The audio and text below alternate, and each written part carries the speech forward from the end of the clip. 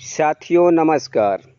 मैं financial adviser Bharatiya Jeevan बीमा निगम से दीपक पटेल अपने इस यूट्यूब चैनल पर आपका स्वागत करता हूं।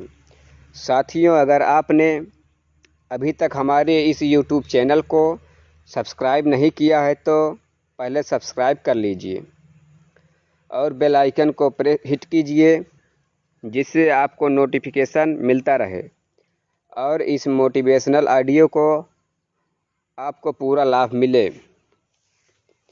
साथियों, आपसे अपील है कि जैसे ही यह ऑडियो आपके पास पहुँचे, आप अपने दोस्तों और सभी सोशल मीडिया, व्हाट्सएप, फेसबुक पर शेयर ज़रूर कीजिए। साथियों, लाइफ मैनेजमेंट का यह 7वां एपिसोड है।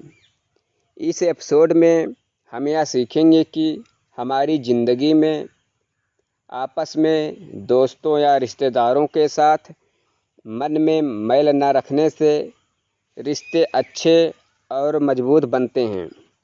साथियों, हम लोगों को कूड़ा इकट्ठा करने वाला नहीं बनना चाहिए। हमने एक कहावत तो सुनी होगी, माफ़ तो कर सकता हूँ लेकिन भूल नहीं सकता हूँ।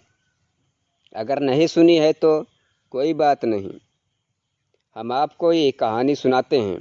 साथियों, जब एक व्यक्ति किसी को माफ़ करने से इनकार कर देता है तो वह उन सभी दरवाज़ों को बंद कर देता है। साथियों, जिनको खोलने की किसी दिन उनको बहुत ज़्यादा ज़रूरत पड़ सकती है। साथियों, जब हम अपने मन में बैर और द्वेष का भाव रखते हैं तो सबसे ज़्यादा नुकसान हमें अपने आप को ही होता है। आओ हम इसको एक स्टोरी के माध्यम से अच्छे से समझते हैं। साथियों, अनिल और अखिलेश बचपन के दोस्त थे, लेकिन किसी वजह से उनकी दोस्ती में दरार पड़ गई। उनके बीच में 25 साल तक कोई बात नहीं हुई। वे एक दूसरे से कभी नहीं बोले। फिर क्या हुआ? अखिलेश मृत्युशैया पर पड़ा था और वह दिल पर बोझ लेकर मरना नहीं चाहता था। इसलिए उसने अनिल को बुलाया और उसने माफ़ी मांगते हुए कहा, हम एक दूसरे को क्षमा कर दें और पिछली बातों को भूल जाएं। अनिल को भी यह बात अच्छी लगी। फिर एक दिन उसने अस्पताल जाकर भेंट करने का फैसला किया। साथियों, दोनों ने बीते पिछले 25 सालों को याद किया। फिर साथियों, दोनों ने अपने मतभेदों को भुलाया और कुछ घंटे साथ गुजारे।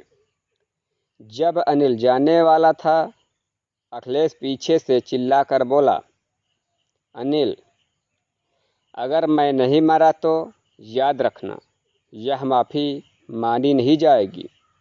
साथियों, द्वेष भाव रखने के लिए हमारा जीवन बहुत छोटा है, इसलिए साथियों द्वेष रखना व्यर्थ है। साथियों, लानत है मुझ पर, जहाँ एक तरफ द्वेष रखना अच्छी बात नहीं है, वहीं बार बार चोट खाना भी अच्छी बात नहीं है।